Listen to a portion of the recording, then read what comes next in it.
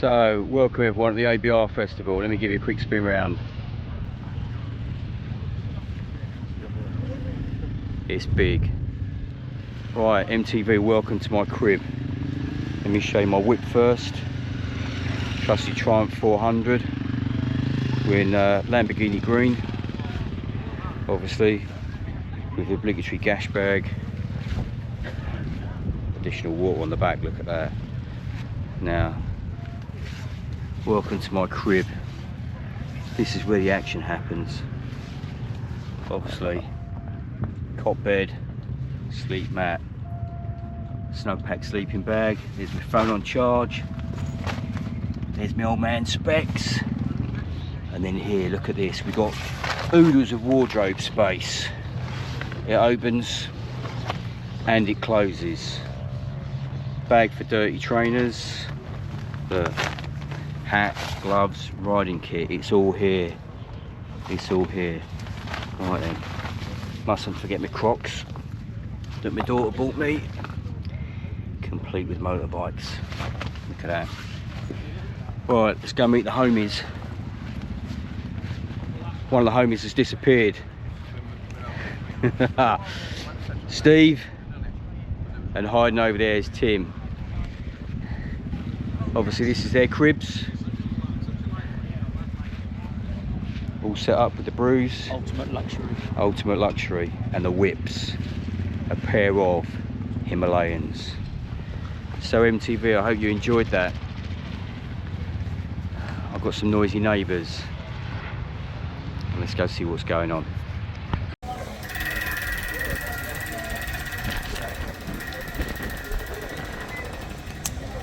Tension is building. I don't think I can control myself.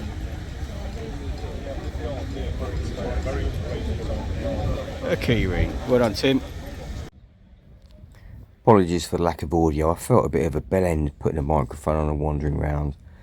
But this is taken from Ragley Hall, and it's basically just a quick panoramic shot to give you an idea of the size of just the exhibitor area of the site. It was pretty big. This is one of the double-decker buses that they were using to transport people around. I think it was sponsored by Honda, and it took people from the glamping areas, from what I believe, to the main area of the site, because the site was big and it was quite a way to walk between the areas, so that was pretty good. This is just a quick time lapse of the exhibitor area where the manufacturers were for test rides. Quite a lot of stalls. You had the TRF there, you had lots of people selling adventure bike gear, you had representatives for GoPro, Krieger, all the main things that obviously guys that get out and do a bit of video and a bit of riding need. Well laid out, plenty of space, and it was nice to wander around and just see a lot of stuff that you might not normally see that was all in one big area. I think the only comment I would have on this area is the toilets were a little bit few and far between. If you wanted to take a quick leak while you were here, you literally had to walk down to the stage area and right over the back by the large beer tent, which was a bit of a trek. So that would be my main comment of this part of the stand. But again, well laid out, nice and open, and really good. This was the crowd getting ready for Norley, otherwise known as Itchy Boots. The tent was packed. We got some good seats because we were there previously for the Joey Evans talk. If you don't know who Joey Evans is, Google him. The bloke is a legend. But as you can see, it was rammed. And at one point, tempers did get a bit frayed with people standing up. But more of that later.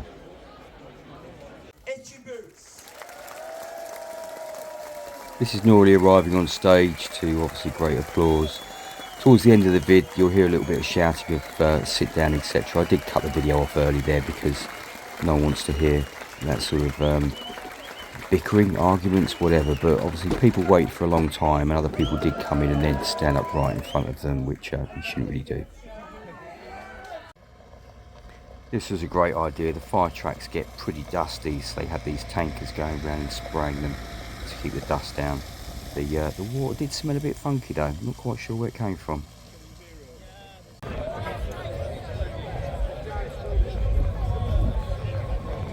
Well, at least this isn't going to get music copyrighted. We don't know what those This is one of the bands on, I think it was Friday night, Let There Be DC, AC/DC cover band. They were superb, really good. The volume's turned right down because obviously there'll be copyrighted music on this, but the lad playing guitar, the Angus Young guy, he was great, had all the mannerisms, actions, everything. He had it off to a T, as did the singer Brian Johnson. So yeah, hopefully it won't get banned because of music, but if you want to know what it was a long way at the top if you want to rock and roll. So you can play that if you like. Anyway, enjoy.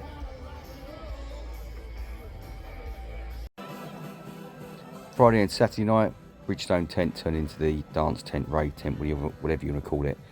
The DJ was Crystal Rocks. She was superb, played lots of good old 80s and early noughties tracks. So it was fun seeing all these 50-year-olds with grey hair and glow sticks leaping around like they were still in their 20s. And I'm sure there was a few sore bodies and sore heads the following day. I think this was Darude Sandstorm, but the volume should be turned down to hopefully not get this banned because of copyright music. But anyway, enjoy.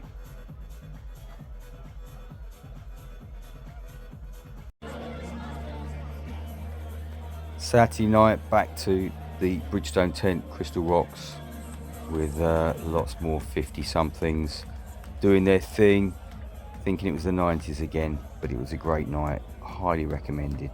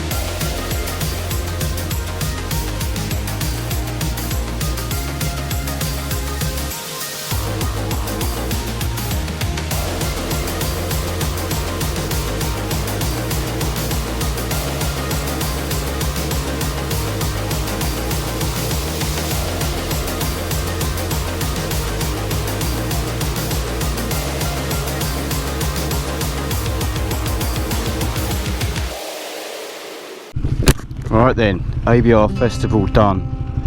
All packed up. Steve and Tim have just wandered down to get a last quick look at everything, and I'm going to get back to watch the F1 with my daughter. Assuming she's not at work, because there's no phone signal here, so it's very difficult to actually keep in touch with anybody. I'm going to be doing, it may have been out before this, it may have been out after this, but I'm going to be doing a quick pros and cons, do's and don'ts, I don't know what you would call it, but it's basically obviously as a beginner, an ABR novice, I'm going to do just a little video of my observations of things that I think are really good at the ABR and things that are perhaps not so good. Now, they're not so good, to be totally fair, they're not so good, would take an awful lot of fixing, because they pretty much have got this bang on, I would say. There's a few little things, but they are typical, I'd say they're typical festival things that logistically would be a nightmare. Well, not a nightmare, but they would be expensive, you know what I mean? So anyway, let's just crack past these campers that are going slow, and let's head towards the exit. Now, this is the way we came in. I'm guessing that they've opened it up, the route for both ways, now that the traffic, most of the traffic is going to be exiting the site. It's a warm one today. I was planning on getting away a little bit earlier than I did. I don't actually know what the time is. What time is it? It's 9:15. I was planning to be away early doors, but unfortunately a beer or two and an extended stay in the rave tent until the last tune was played paid to an early start, shall we say. But we're on our way now, and we're heading back. So I hope you've enjoyed this video, and as usual, if you're riding, stay safe. If you're not riding, watch crap videos like I make on YouTube. Watch any videos, just enjoy it. Enjoy your bike, enjoy festivals, enjoy meeting other bikers, enjoy the talks at festivals, enjoy, you know, motorcycle festivals, enjoy everything, because life is too short to sit on that sofa and think, oh, I wish I'd done this, I wish I'd done that. Don't wish it, do it. Right, YouTube's enough of my philosophical waffling. I'm going to head towards the exit, get a bit of speed up, get some cool air through me, because it is a warm one today, and I will catch you on the next episode. Take care, everybody. Catch you all soon.